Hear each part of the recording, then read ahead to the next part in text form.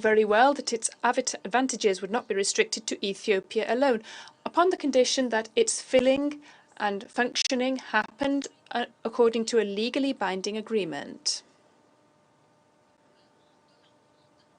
which takes into account the principles of equitable, reasonable use and exploitation of cross-border water resources without inflicting significant harm on downstream states, and in such a way as to respect the human rights foundations and to promote good neighbourly relations between states. We are aware of the usefulness of this dam to prevent droughts and ensure regular water flow throughout the year. These advantages would be achieved if the Grand Dam is filled and functions in such a way that we are informed of it and understand it. This is indeed one of the principles of the use and rights and laws across the world in this regard. In Africa, we have a number of successful examples which have contributed to the stability of states sharing cross-border rivers. By way of example, the important example of 4 West African states which have continued to manage in cooperation the Senegal River since 1972. Another example is that of 8 African states who have continued to manage jointly the Niger River under a legally binding agreement concluded in 1980. Nevertheless, in the absence of an agreement on the filling and functioning of the dam, the advantages of the Renaissance Dam could become true threats for half of the Sudanese population and for the inhabitants of Egypt. The Renaissance Dam, this gigantic African project, could be a living example of fruitful cooperation for over 250 million African citizens, as long as it is used with full awareness and founded upon cooperation and complementarity. Sudan has huge areas of fertile arable land, which could provide to the 3 countries of the region, even to the whole world, a high level of sustainable food security. Electricity would be provided by Ethiopia, whilst Egypt would provide the capacity regarding processing industries, and the 3 countries could also ensure qualified labour. The dam would in that way be an enlightening example of regional cooperation. President, Sudan underscores the importance of the legally binding agreement regarding the filling and functioning of the dam for the following reasons. 1. Protection of human security in Sudan. 2. Protection of Sudanese dams. 3. Protection of the strategic security of Sudan. The existence of an enormous dam, such as the Renaissance Dam, with a 74 billion cubic metre capacity, just a few kilometres from the Sudanese border, and in the absence of coordination with the communities downstream of this river regarding safety measures, could transform it into a direct danger for these communities. Regarding human security, for millennia, the ways of life of millions of Sudanese people consists of living alongside the Nile and its affluents. These communities live essentially from river agriculture, but the Renaissance Dam could modify the way of life of these millions of people and cause a 50% reduction in the in riverland which is usable. This is a price that we could pay as long as these communities could then benefit from regular flow of the Nile whilst also being protected against the devastating effects of floods. However, what we could in no way accept would be for the filling and functioning techniques of the dam adopted unilaterally be a way of terrorizing these citizens, of sweeping aside their dignity, violating their human rights, as Ethiopia did a few months ago by invoking its individual right to decide unilaterally upon the modalities for the functioning of the dam. Ethiopia has in this way unilaterally closed the test case dam on the Steep River in Ethiopia. This led to the drought of over a large area of water downstream of the river. Again, last June, again unilaterally, Ethiopia notified the Sudanese Irrigation Ministry that it intended to open the dam to allow 2.5 billion cubic meters to pass in just 2 weeks, which caused the ministry, through the media, to inform those living alongside the Steep River of the need to evacuate their homes in 72 hours, just 72 hours. I can leave it to you to imagine the panic and terror which such a decision caused amongst the people. Moreover, last July,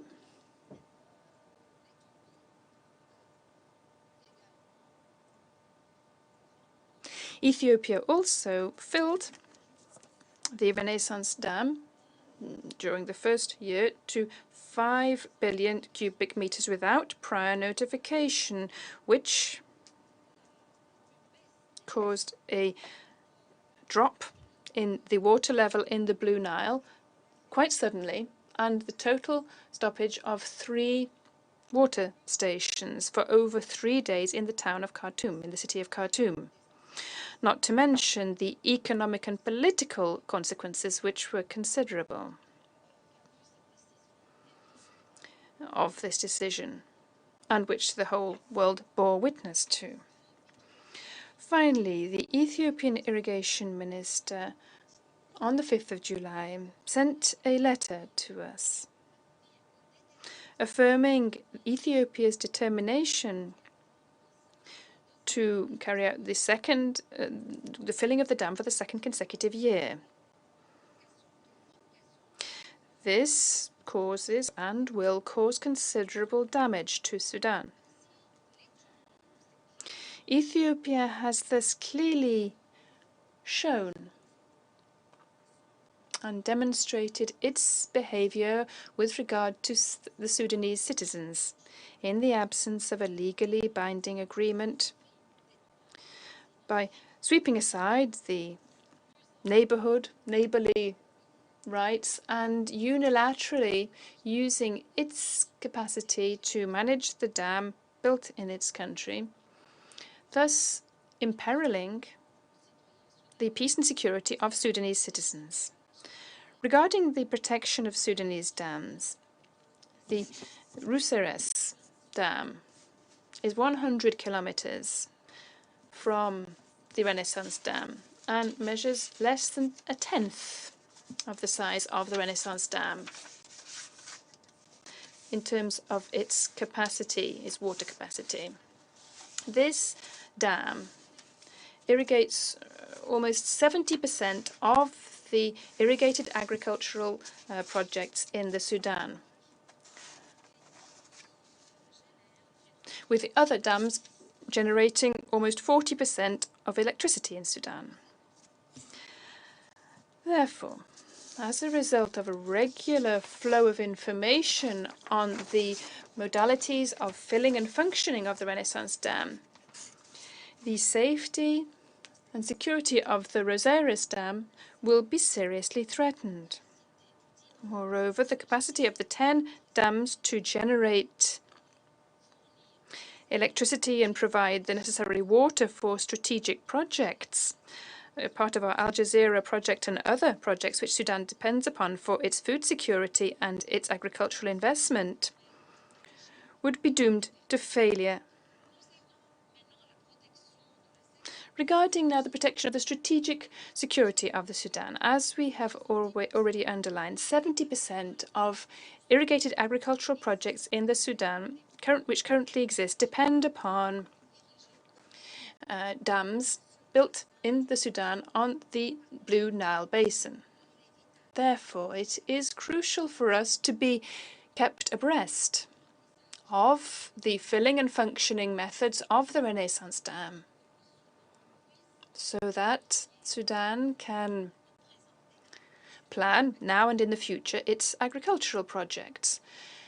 Everybody is aware that the Sudan is now open to the world after the success of our glorious revolution and thanks to the huge sacrifices made by the Sudanese youth and the leading of the revolution by Sudanese women and men with courage and perseverance.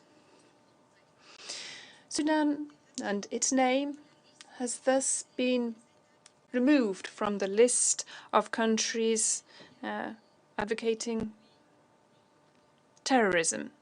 And this has been done in a dazzling way for the whole world. The Sudanese people have managed to free themselves of the totalitarian regime which terrorized them and which targeted the communities of Darfur and the east of Sudan. These criminal acts spared none of the Sudanese provinces, and the whole world celebrated this glorious revolution conducted pursuant to a civilian and military partnership, which is a unique Sudanese model, so as to achieve peace, in which it was successful by the signing of the Juba Agreement. Sudan is resolved to continue with its actions to peace, and the Prime Minister Abdallah Hamdok is currently chairing the IGAD, where we are working to preserve regional stability in the east of Africa and neighbouring countries in West Africa. Sudan has carried out deep economic reform based upon its faith in cooperation with the rest of the world. Indeed, during the Paris conference, France celebrated the return of the Sudan to the international community and back into the fold by underscoring the opening of the Sudan to the world and its interest to build and found intelligent, smart partnerships in all areas where agricultural investment would be preponderant. Therefore, attempts by Ethiopia to impose their hegemony in a unilateral manner with regard to the filling and functioning of the Renaissance Dam is extremely serious and threatens to undermine progress and to undermine the promising future which is beginning to appear on the horizon for the Sudan. Ethiopia has been our neighbour for better or for worse, and we are linked by a relationship throughout history of cooperation, solidarity, and a concern to safeguard our common interests by strengthening brotherly relations between our two peoples.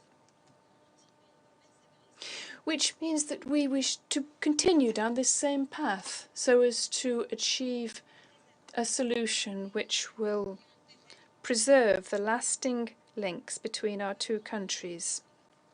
Based upon our faith in regional cooperation, the Sudan has participated in good faith and effectively in all the rounds of tripartite negotiation on the Ethiopian Renaissance Dam since their beginning in 2011 and until today. I wish to underscore here the colossal efforts made by the Sudan to persuade its two neighbours, Egypt and Ethiopia, to sign the Declaration of Principles in Khartoum in March 2015. We also wish to underline the initiative of Prime Minister Abdallah Hamdok in June 2020, which aimed to continue negotiations on the few pending questions in the Washington round in 2020, June 2020. Sudan responded to the initiative of His Excellency the Presidency of South Africa and of the African Union in the 2020 session, so as to find an internal solution to this dispute. Sudan has also participated very effectively in all the negotiating rounds for over 6 months. However, the failure of improvement in the negotiating mechanism by conferring a greater role to experts once again has resulted in the failure of agreement. Moreover, Sudan has continued its positive commitment by participating in the last round, called by the President of the DRC and the President who is currently chairperson of the African Union. And in this regard, Sudan submitted a proposal to bolster the African negotiation mechanism by transforming it into a mediation under the auspices of the African Union, or under the African Union leadership, with the participation of the UN, EU, South Africa, the three latter having been observers to preceding negotiations. However, for the same reasons relative to Ethiopian intransigence and its rejection of all proposals put forward,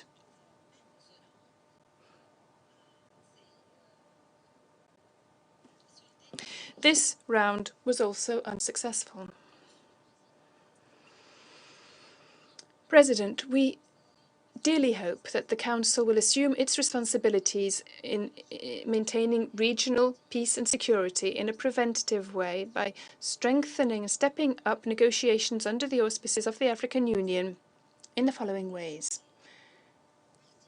calling upon the parties concerned to resume negotiations under the auspices of the African Union and allowing international mediators and observers to assume their role so as to facilitate negotiations and reach an agreement.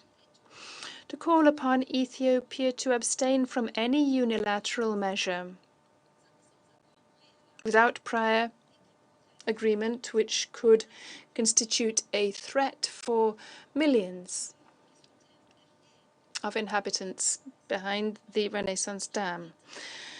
Before I conclude, I should like to say unequivocally that this issue is a just cause. You are called, ladies and gentlemen, to promote a process which continues to meet obstacles, and you can help this process easily, freely, by freeing the courageous people of Sudan from their current suffering, by ensuring that the filling and functioning of the Renaissance Dam happens pursuant to a legally binding agreement. However, silence from the Council would send out the wrong message and would mean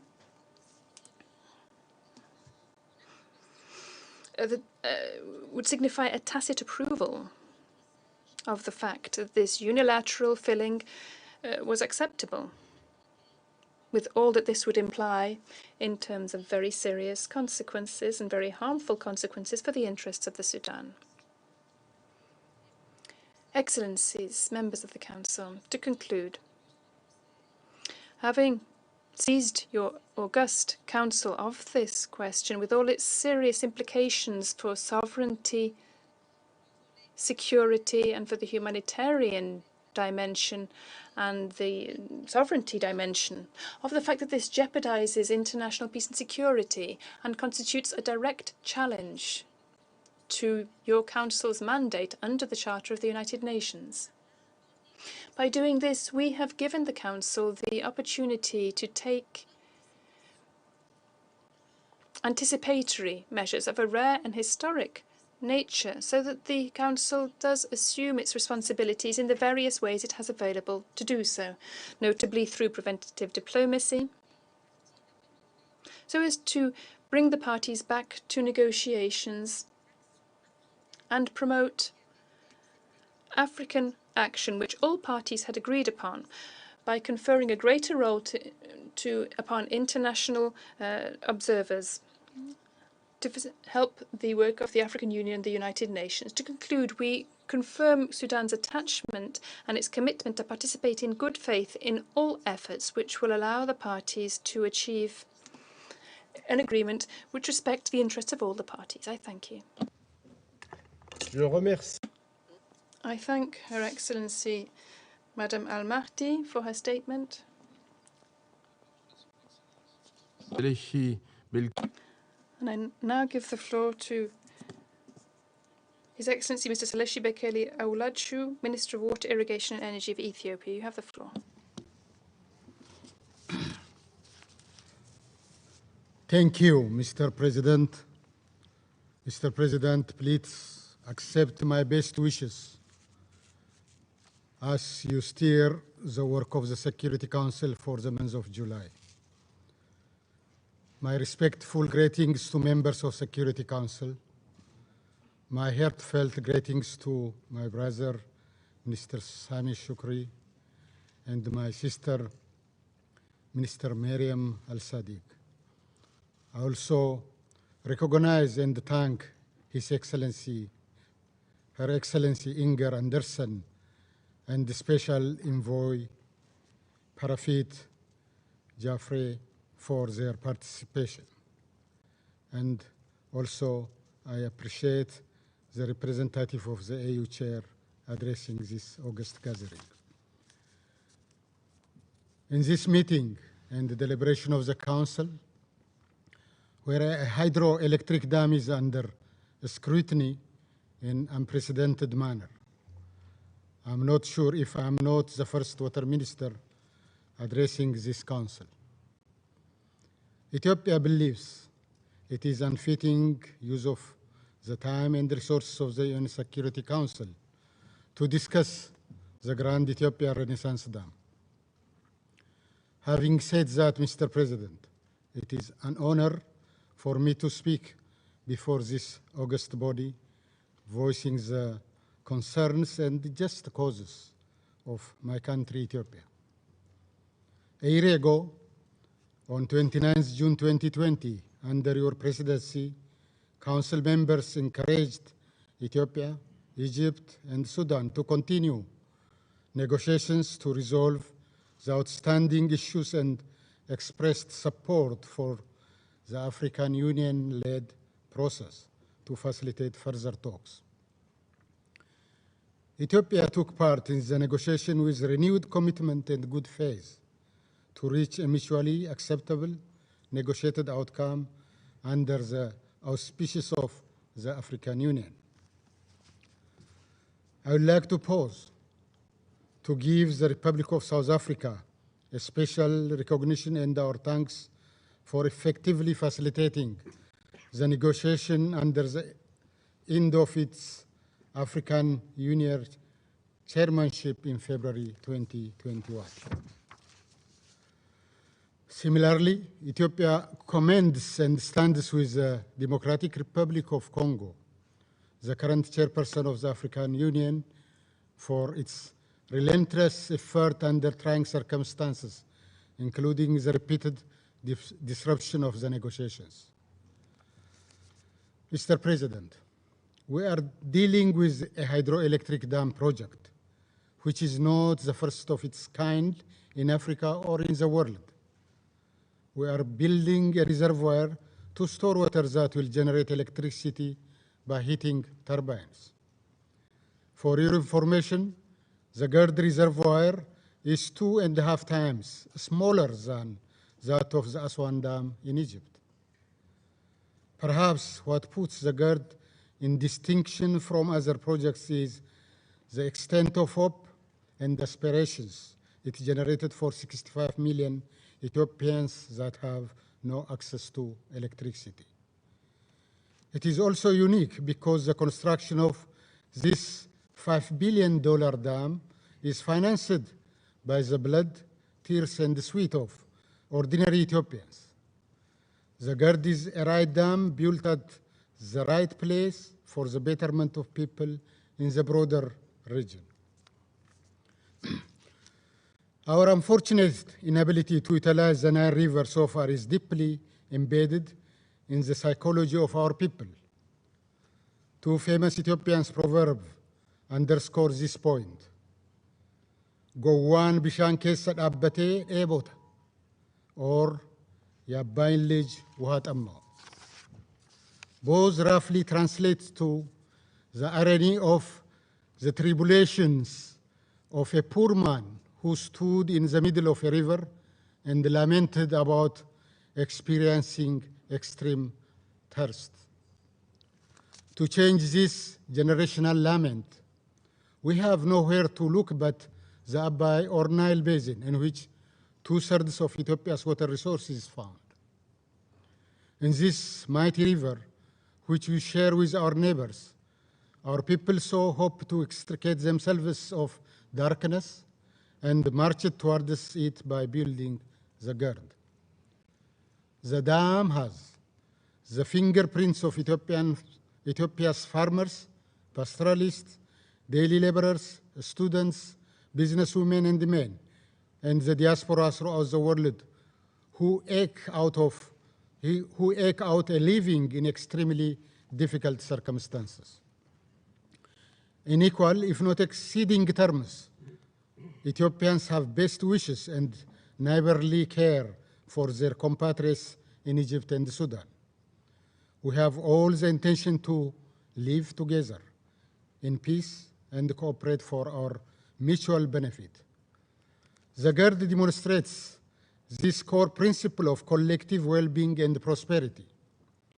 That is why the GERD is one of the regional integration projects under PIDA, the Program for Infrastructure Development in Africa. Mr. President, Africa, the cradle of mankind, is currently the youngest continent in the world. Africa is set to reap its demographic dividend by investing in its youth. Similarly, my country, Ethiopia, has 70% of its population under the age of 30. More than 100,000 Ethiopians graduate from higher education every year. Not only that, about 30 million Ethiopians are in schools at various levels of education. Catering to the needs of this growing population is an imperative and existential matter for my country. The lives of Ethiopians that languish on the Sahara Desert attempting to cross into Europe, the migrants in the Middle East that sacrifices their youth to bring a better day for their families, the young boys and girls in migrant prison in Africa and beyond, the barefooted migrants that you see returning to their homeland in mass deportation from the Middle East deserve a dignified life. The GERD is a people's project, and our humble attempt to realize this dream. Against all odds, we chose to act in spite of the arduous obstacles we faced. Instead of coalescing in this challenge, we struggled to prevail. Little by little, we are overcoming. Mr. President, unfortunately, we are here because Egypt and most recently Sudan have expressed their opposition to this hydroelectric dam. It is important to note that our two neighbors have large and small dams and the canals they have constructed, with absolute disregard to the right of other riparian countries and rejecting Ethiopia's repeated plea for consultation. After a series of initiatives to address the concerns of our neighbors in good faith, we are compelled to conclude that their objection is not as such directed at the GERD, but rather to stop any water use by Ethiopia. The fact of the matter is, we have no viable alternative. Unlike Egypt and Sudan, Ethiopia has no considerable groundwater reserve. We also don't have seawater to desalinate. Nearly 70% of my country's water is in the Nile Basin. Even if we want to, even if we try, we cannot avoid utilizing the Nile River. In fact, constructing dams is only part of our focus.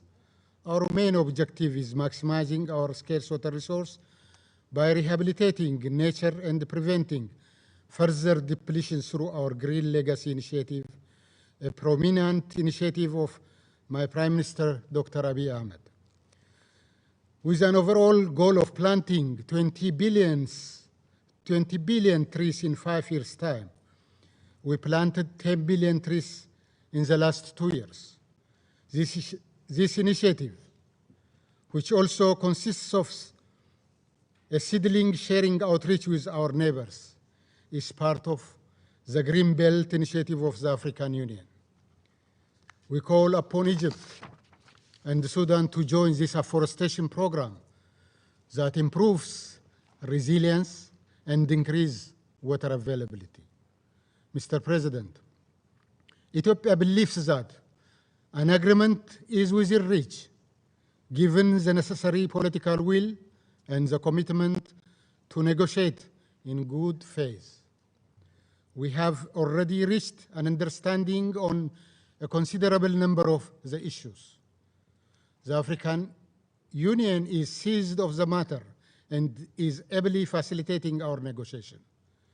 That is why it is regrettable that our sisterly countries opted to bring the matter to the Security Council. I will not drag you to a discussion of issues on my usual disposition to explain technical details on dams and hydrology.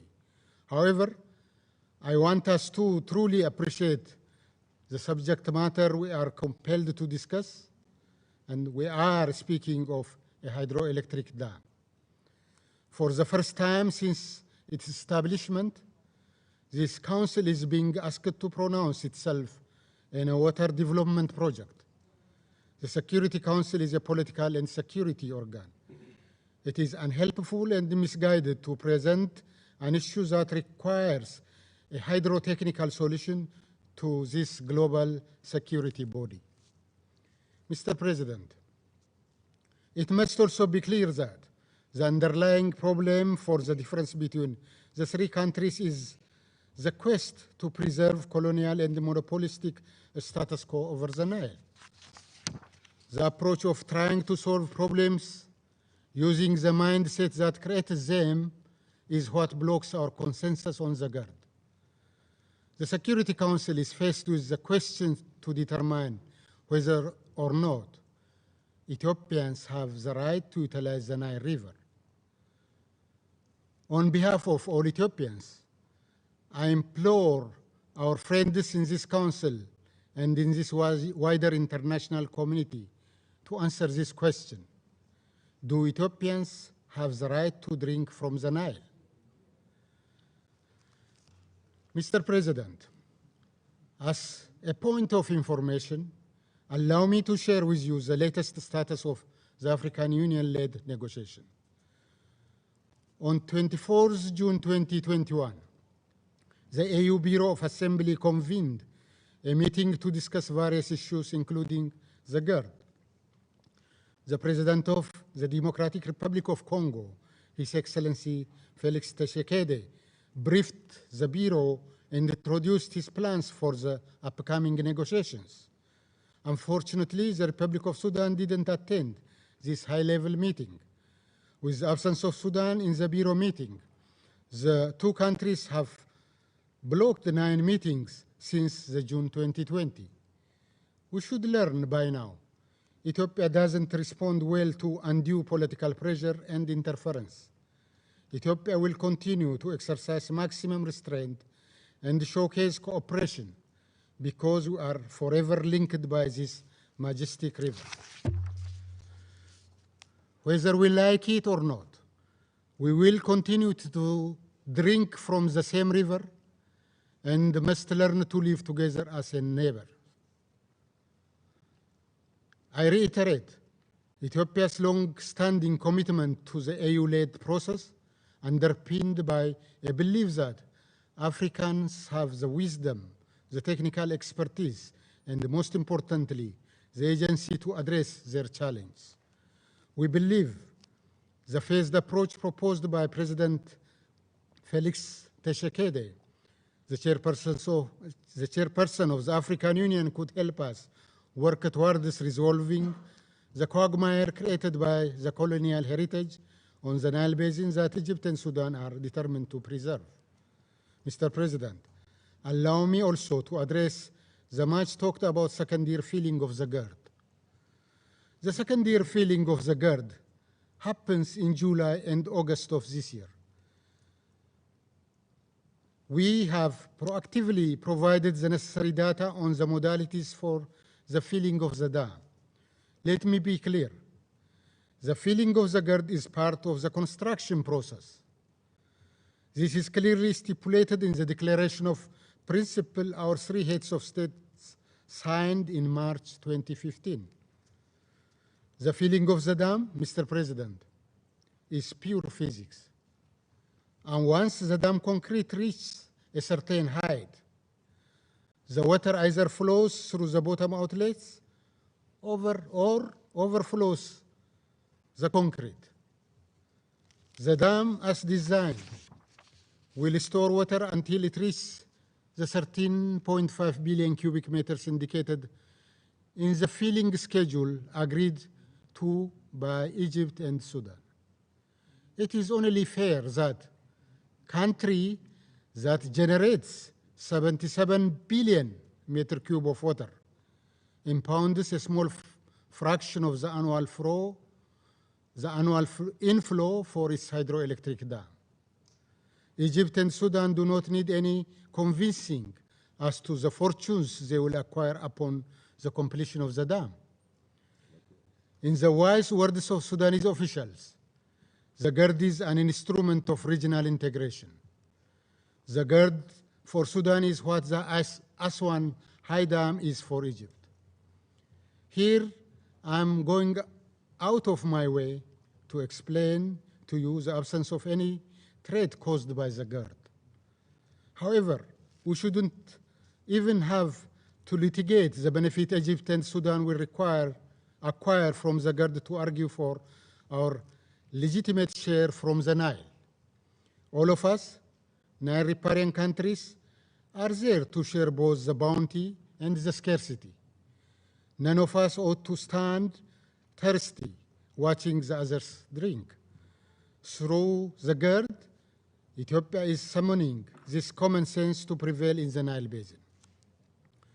Therefore, this council should not be dragged into the GERD negotiation in the expedient pursuit of domestic political objectives, as an example. Mr. President, if the council consents to the path proffered by Egypt and Sudan, it will certainly to be entangled with resolving disputes on all transboundary rivers. Interestingly, other than one island sisterly country of ours, all members of this council have transboundary watercourses. You have dealt with and continued to address differences bilaterally and through basin-wide efforts. The GERD talks and the process we have undergone since 2011 gave us a major lesson. Hopefully, this process will nudge us to work towards our regional mechanism on the Nile Basin. In this regard, it would be regrettable for the Council to circumvent this hope by unhelpful precedent whereby the member states impose through the Council what they should acquire by good faith negotiation. The Council should resist concerted efforts to turn it into appellate body on transboundary rivers or negotiation. Mr. President, colonialism and colonial treaties thwarted Africa's ability to utilize its natural resource for the benefit of its people. The Nile Basin countries have recognized this problem and worked towards addressing it. In 1999, we established the Nile Basin Initiative, and in 2010, we adopted the Cooperative Framework Agreement, or CFA, on the Nile after 13 years of negotiation. In this framework agreement, which many of you in this council have financially and technically supported. The Nile Basin countries agreed to share the Nile water in an equitable and reasonable manner. We replaced the colonial and monopolistic claim with accepted principle of international law. This instrument is now awaiting tomorrow ratification for entry into force. The insatiable demands of Egypt and most recently Sudan are not about the most issue of the GERD, but about the future development projects in Ethiopia and the other riparian countries. Without an effective CFA and regional mechanism, similar application will inevitably come to this council. Today it is Ethiopia's dam, tomorrow it will be any one of the Nile Basin countries. The Nile belongs to all the people of the Basin countries. All the 500 million of us in the 11 riparian countries, and the water is enough for all of us. In this regard, we urge our Egyptian and Sudanese brothers and sisters to understand that a resolution to the Nile issue will not come from the Security Council. It can only come from good faith negotiations with due care for the well-being and development of each other. Ethiopia looks forward to continuing the AU-led trilateral negotiation on the GERD.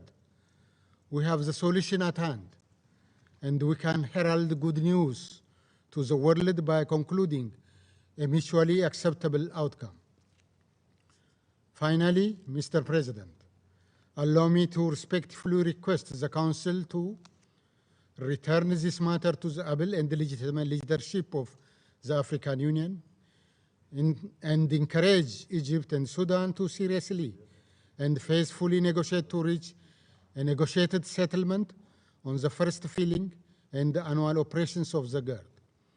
We also request the Council to make this meeting the last of its deliberation on the Grand Ethiopian Renaissance Dam. There is no subject matter as far from the mandate of the Council as this one. I thank you. Je remercie. I thank His Excellency Mr. Awolachu for his statement. There are no more names inscribed on the list of speakers. The meeting is adjourned.